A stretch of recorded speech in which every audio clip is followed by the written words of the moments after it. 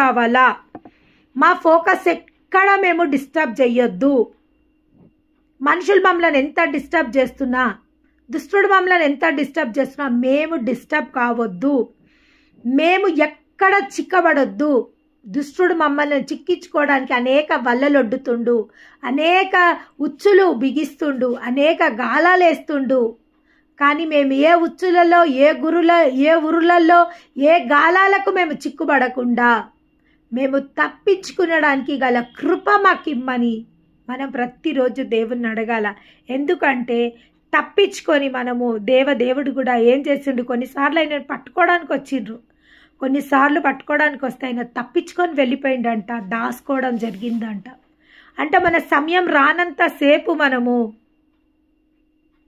మనం మౌనంగా ఉండాలి. మన సమయం రానంత సేపు మనం మౌనంగా ఉండాలి. మనము అక్కడ తిరుగుబాటుతనం కానీ